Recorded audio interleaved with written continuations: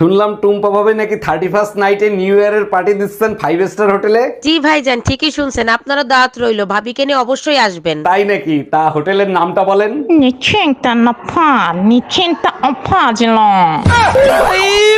मारो मुझे मारो मारो मुझे मारो मारो नहीं ये मजाक।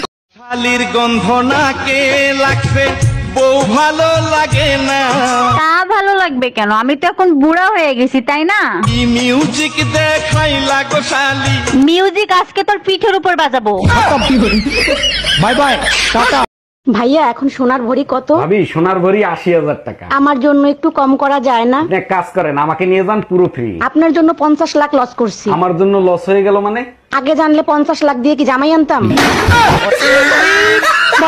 টুম্পা, তোর নাকি 1 মিলিয়ন হয়ে গেছে, তাহলে তো তুই সেলিব্রিটি হয়ে গেলি। আমি নিজেকে কখনো সেলিব্রিটি মনে করি না, আর আমার 1 মিলিয়ন হয়েছে তাতে তোর কি? কেমনে হইলো? তোর ভিডিও তো ফর ইউতে দেখি না। কেমনে দেখবি? তোর খাইছলতার কারণে তোর 6 মাস আগেই ব্লক মারছি।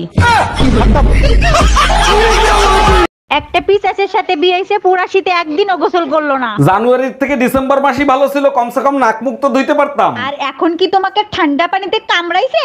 কামড়াইলে তো ভালোই হইতো, এখন তো ঠান্ডায় হাত ধুইতেই ভয় লাগে। এই শুনছো, চলো না একটু চিড়িয়াখানা থেকে ঘুরে এসি। সেই কতদিন চিড়িয়াখানায় যাই না। না না, ওই শ্বশুর বাড়ি যাওয়ার জন্য আমার অফিস থেকে কোনো ছুটি দেবে না, বুঝেছো? কি ভুলভাল বলে ফেলেছি, এই সরি।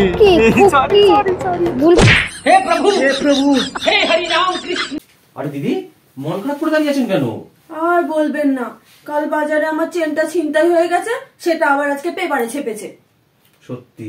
তা আরেকটা নতুন চেন বানিয়ে নেবেন। সে নাই বানিয়ে নেব, কিন্তু পেপারে লিখেছে এক বৃদ্ধার চেন চুরি।